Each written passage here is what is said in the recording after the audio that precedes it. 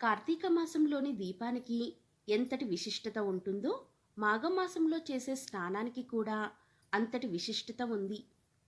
ఈ మాసంలోని ప్రతిరోజు పవిత్రమైన రోజుగా హిందువులు భావిస్తారు. ఇక ఈ మాసంలో వచ్చే పర్వదినాలలో ఒకటి భీష్మ ఏకాదశి. ఈ మాసంలో వచ్చే ఏకాదశిని భీష్మ ఏకాదశి అంటారు. మాఘమాసంలో శుక్లపక్ష ఏకాదశి విష్ణువుకు ప్రీతికరమైన రోజు. ఈ రోజున నారాయణార్చన, విష్ణు సహస్రనామ పారాయణ, జప ఉపవాసాదులు విశేష ఫలితాల్ని ఇస్తాయి. భీష్మ నిర్యాణం అనంతరం వచ్చిన ఏకాదశి కనుక ఈ భాగవత శిఖామణి పేరున ఈ ఏకాదశిని భీష్మ ఏకాదశి అని పిలుస్తారు.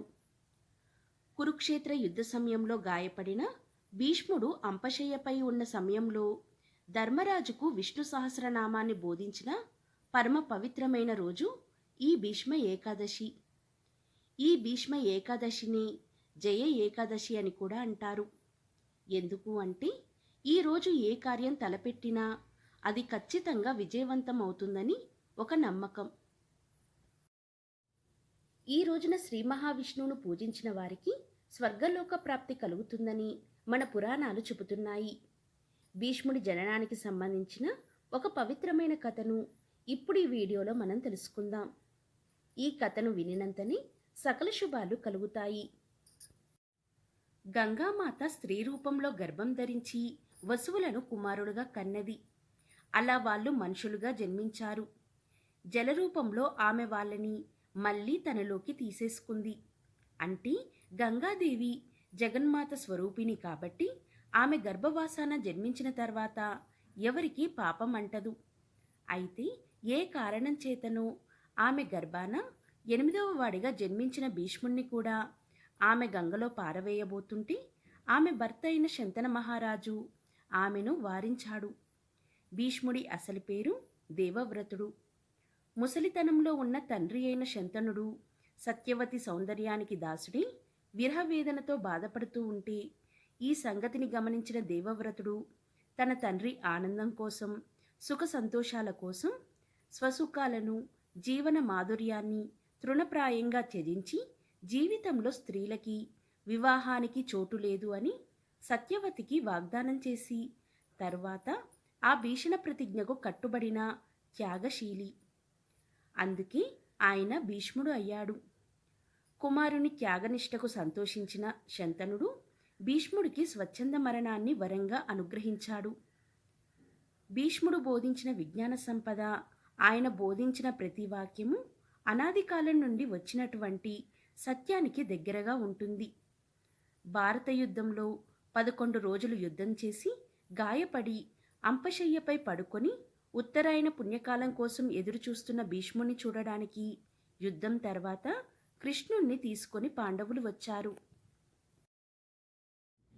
అసలు భారతంలో భీష్ముడిది ఒక ప్రత్యేకమైన పాత్ర. శీలంలోనేమి, శౌర్యంలోనేమి, నీతిలోనేమి, నిష్ఠలోనేమి భీష్మునికి సాటి భీష్ముడే. చిన్నతనం నుంచి ఆయన త్యాగపురుషుడే. తండ్రి కొరకు స్వసుఖాన్ని, రాజ్యాన్ని అన్నీ వదులుకున్నవాడు భీష్ముడు తప్ప మరొకడు లేడు. హేయాతి పుత్రుడైన పూరుడు తండ్రి చేత అడగబడి కొంతకాలం పాటు తండ్రి వృద్ధాప్యాన్ని స్వీకరించాడు.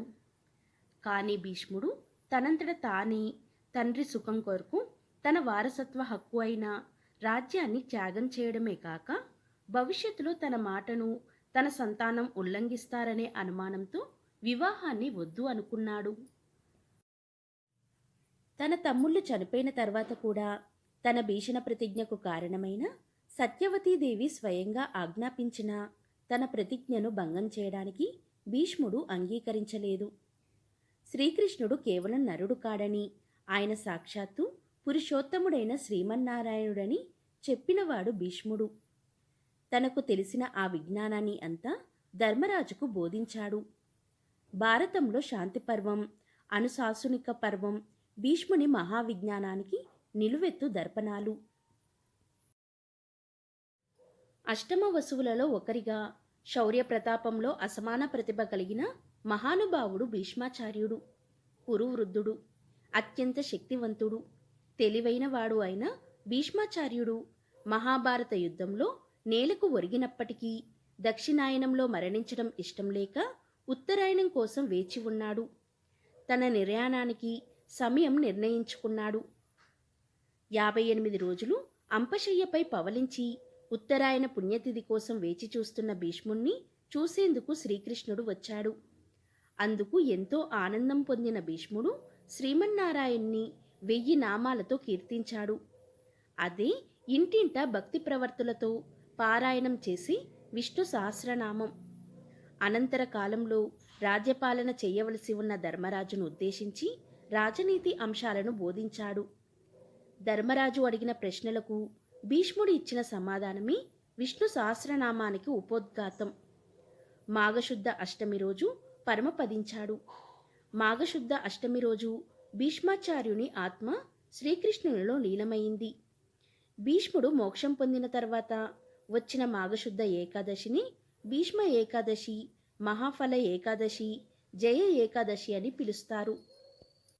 విష్ణు సహస్రనామం ఎప్పుడు పఠించినా పుణ్యం కలుగుతుంది. ముఖ్యంగా భీష్మ ఏకాదశి రోజు కనుక విష్ణు సహస్రనామ పారాయణం చేస్తే ఆ ఫలితం అనంతంగా ఉంటుంది. అనుకున్న పనులు నిర్విఘ్నంగా నెరవేరుతాయి. భోగభాగ్యాలు కలుగుతాయి. సర్వపాపాలు హరిస్తాయి. పుణ్యగతులు లభిస్తాయి. అంతేకాకుండా గ్రహదోషాలు, నక్షత్ర దోషాలు ఉన్నవారు కూడా విష్ణు సహస్రనామాన్ని ప్రతిరోజు పారాయణం చేస్తే చాలు అన్నింటి నుండి విముక్తి పొందడమే కాకుండా అన్నింటా విజయం సాధిస్తారని మన పురాణాల ద్వారా తెలుస్తుంది. ఒకవేళ విష్ణు సహస్రనామం కనుక పారాయణం చేయలేకపోతే కనీసం శ్రీరామ రామ రామేతి రమే రామే మనోరమే సహస్రనామ తత్తుల్యం రామనామ వరాననే అనే ఈ శ్లోకాన్ని 3 సార్లు పఠించినట్లయితే అంతే ఫలితం కలుగుతుందని వివరించాడు. ఈ భీష్మ ఏకాదశి రోజు తప్పకుండా విష్ణు సహస్రనామాన్ని పారణ చెయ్యండి. మీకు అవకాశం లేకపోతే శ్రీరామ రామ రామేతి అనే శ్లోకాన్ని 3 సార్లు భక్తిగా జపించండి. ఇలా చేయడం వలన అనుకున్న పనులలో విజయం కలుగుతుంది. భోగభాగ్యాలు కలుగుతాయి. సర్వపాపాలు హరిస్తాయి. పుణ్యగతులు లభిస్తాయి. గ్రహదోషాలు తొలగిపోతాయి. విష్ణు సహస్రనామ పఠనం సర్వదుఃఖహరణం, సకల శుభకరం. ఆ నామావళిలోని ప్రతి అక్షరము దైవస్వరూపమే. ప్రతి నామము మహామంత్రమే. విష్ణువుని పూజించి ఉపవాసం ఉంటారు ఈరోజు. ఇలా చేస్తే భూత ప్రేత పిశాచాల భయం ఉండదు. మరణం అనంతరం మోక్షం లభిస్తుంది. శ్రీహరి అనుగ్రహంతో అన్ని పాపాలు కూడా నశిస్తాయి. అయితే ఈ జయ ఏకాదశి ఉపవాసం చేసేవారు ఈ ఒక్క పని చేస్తే ఫలితం లభించదు. మరి అది ఏంటో ఇప్పుడు తెలుసుకుందాం. జయ ఏకాదశి రోజున పువ్వులు, ఆకులు మొదలైనవి అస్సలు కోయకూడదు. పూజకు, ఉపవాసానికి ఒకరోజు ముందే పువ్వులను, తులసీ దళాలను కోసి పెట్టుకోవాలి. జయ ఏకాదశి రోజున దానం చేసిన ఆహారాన్ని ఎప్పుడూ తినకూడదు. ఏకాదశి వ్రతంలో పచ్చడి, పాలకూర, అన్నం, తమలపాకులు, క్యారెట్, బెండకాయ, క్యాబేజీ మొదలైన వాటిని తినకూడదు. ఇది మహానిందగా పరిగణిస్తారు. ఏకాదశి వ్రతం పాటించేవారు ఉపవాసానికి ముందు వెల్లుల్లి, ఉల్లి, మాంసం మొదలైన వాటిని అస్సలు తీసుకోకూడదు. జయ ఏకాదశి వ్రతాన్ని పాటించే వ్యక్తి ఎవరి గురించి చెడుగా ఆలోచించకూడదు. చెడు మాటలు మాట్లాడకూడదు. కోపం తెచ్చుకోకూడదు. జయ ఏకాదశి వ్రతాన్ని ఆచరించే వారికి లేదా వారి కుటుంబ సభ్యులకు ఉపవాసం రోజున గోర్లు కత్తిరించుకోవడం, జుట్టు కత్తిరించుకోవడం వంటివి చేయకూడదు. అయితే ఈరోజు ఏం చేయాలి అంటే, ఏకాదశి రోజున వీలైతే పసుపు బట్టలను ధరించండి. విష్ణు పూజా సమయంలో జయ ఏకాదశి ఉపవాస కథను తప్పకుండా వినండి. ఏకాదశి ఉపవాస సమయంలో విష్ణువును పూజించేటప్పుడు పంచామృతం, తులసి ఆకులను ఉపయోగించండి. ఈరోజు ఎవరైనా భిక్ష కోరుతూ మీ ఇంటి దగ్గరికి వస్తే అతన్ని ఖాళీ చేతులతో వెళ్ళనివ్వకండి. ఉపవాసం రోజు దానం చేయడం వలన పుణ్యఫలం లభిస్తుంది. సూర్యోదయం తర్వాత ఏకాదశి ఉపవాసం అయితే ద్వాదశి తిథి ముగిసేలోపు పారణ చెయ్యండి. ఆ ఉపవాస కథ ఏంటో ఇప్పుడు మనం తెలుసుకుందాం.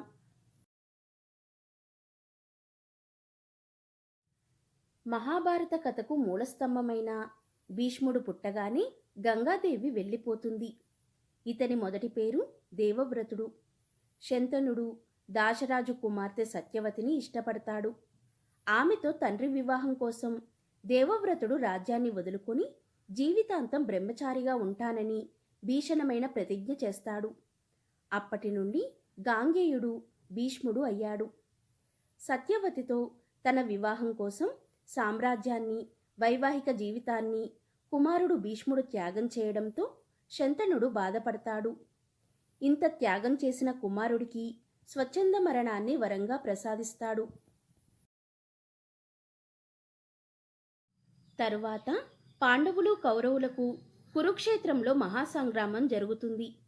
ఆ యుద్ధంలో 10 రోజులు తీవ్రంగా యుద్ధం చేసిన భీష్ముడు అర్జునుడి ధనుర్బాణానికి నేలకు ఒరిగి శుద్ధ ఏకాదశి రోజు అంపశయ్యను ఆశ్రయిస్తాడు. కార్తీక శుద్ధ ఏకాదశి రోజు అంపశయ్యను ఆశ్రయించిన భీష్ముడు మాఘశుద్ధ అష్టమి రోజు మరణించినట్లుగా మన పురాణాలు చెబుతున్నాయి. ఉత్తరాయణం మాఘశుద్ధ అష్టమి రోజు ప్రవేశించినట్లుగా ప్రమాణాలు ఉన్నాయి. నిర్ణయ సింధువులోనూ, భీష్మ సింధువులలోనూ, ధర్మ సింధువులలోనూ మాఘశుద్ధ అష్టమి నాడు భీష్మునికి తిలాంజలి విడిచి పూజించాలని ఉంది. భీష్మాష్టమి నాడు భీష్మునికి శ్రాద్ధకర్మలు చేసిన వారికి సంతానాభివృద్ధి జరుగుతుందని, పుణ్యం ప్రాప్తిస్తుందని పలువురు అంటున్నారు. ఈ కారణంగా భీష్మ ఏకాదశి, భీష్మాష్టమి పుణ్యదినాలు అయ్యాయి. పలు పర్వదినాలున్నా అన్నింటినీ అందరూ చేసుకోనట్లే భీష్మ ఏకాదశిని కూడా బ్రాహ్మణ, క్షత్రియులే పాటిస్తూ వస్తున్నారు. సంతాన భాగ్యానికి దూరమై మరణించిన భీష్మునికి వారసులమని క్షత్రియులంతా కార్తీక శుద్ధ ఏకాదశి రోజున భీష్మునికి తర్పణం వదలడం ఆనవాయితీ. అయితే భీష్ముడు మరణించిన రోజున బ్రాహ్మణులు ఉపవాసం ఉండి మర్నాడు ద్వాదశి నాడు ఉపవాస దీక్ష విరమిస్తున్నారు. భీష్ముడు అంపశయ్యపై ఉండి ఉత్తరాయణ పుణ్యకాలం కోసం ఎదురుచూసే రోజుల్లో ధర్మరాజుకు విష్ణు సహస్రనామాలను బోధించాడు. ఈ నామాలు గోప్యమైనవే కాదు, గొప్పవి కూడా. సత్యనారాయణ వ్రతాన్ని భీష్మ ఏకాదశి రోజు పాటిస్తే కోరుకున్నవి నెరవేరుతాయని పెద్దల నమ్మకం. అందుకే అన్నవరంలోని సత్యనారాయణ స్వామిని భీష్మ ఏకాదశి రోజున భక్తులు పెద్ద సంఖ్యలో దర్శిస్తారు, వ్రతాన్ని ఆచరిస్తారు. కురుక్షేత్ర సంగ్రామం ముగిసిన తర్వాత ధర్మరాజు పట్టాభిషిక్తుడు అయ్యాడు. ధర్మరాజు తన వాళ్ళు చనిపోయారనే బాధతో సింహాసనాన్ని అధిష్ఠించిన ధర్మరాజుకు సంతోషం కలగలేదు, మానసిక శాంతి లేదు. వెంటనే శ్రీకృష్ణుడితో కలిసి తన సోదరులను వెంటబెట్టుకుని భీష్ముడి దగ్గరికి వచ్చాడు.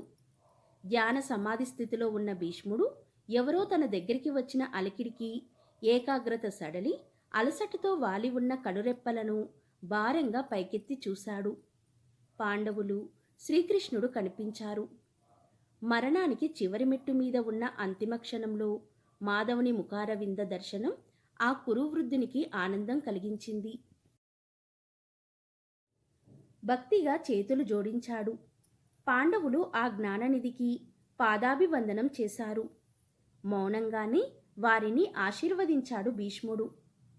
అప్పుడు ధర్మరాజు వినయంగా చేతులు జోడించి, పితామహ, సంగ్రామ ఫలమైన విజయలక్ష్మిని వరించానన్న మాటే కాని మానసిక విజయాన్ని వరించలేకపోయాను. నాకు మానసిక శాంతి కలిగే మార్గాన్ని ఉపదేశించు. ఈ విశ్వంలో గొప్ప దైవం ఎవరు? ఎవరిని కీర్తిస్తే సుఖ సంతోషాలు లభిస్తాయి? ఎవరిని అర్చిస్తే సకల శుభాలు కలుగుతాయి? ఎవరిని శరణు కోరితే ఈ భయంకర సంసార సాగరం నుంచి విముక్తి కలుగుతుంది అని ప్రశ్నించాడు.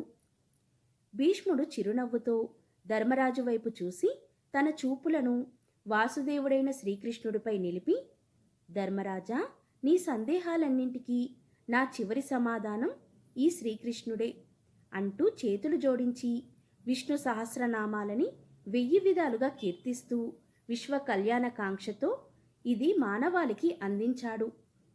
అదే ఏకాగ్రతతో శ్రీకృష్ణుణ్ణి చూస్తూ ఊర్ధ్వలోక ప్రయాణానికి అనుమతి ఇవ్వమని కోరాడు. శ్రీకృష్ణుడు దీవిస్తూ, గాంగేయ, నీ భక్తి పారవశ్యం నాకు ఆనందం కలిగించింది. మాఘశుద్ధ ఏకాదశి తిథిని నీ సంస్మరణ దినంగా నీకు కానుక ఇస్తున్నాను. మహామహులకు లభించే శాశ్వత పుణ్యలోకాలు నీకు లభిస్తాయని పలికాడు. మాఘశుద్ధ అష్టమి రోజున భీష్ముని ఆత్మ ఈ భౌతిక ప్రపంచాన్ని వదిలి పరమాత్ముడైన శ్రీకృష్ణుల్లో లీనమైంది. విష్ణు సహస్రనామ పఠనం సర్వదుఃఖహరణం, సకల శుభకరం. ఆ నామావళిలోని ప్రతి అక్షరము దైవస్వరూపమే.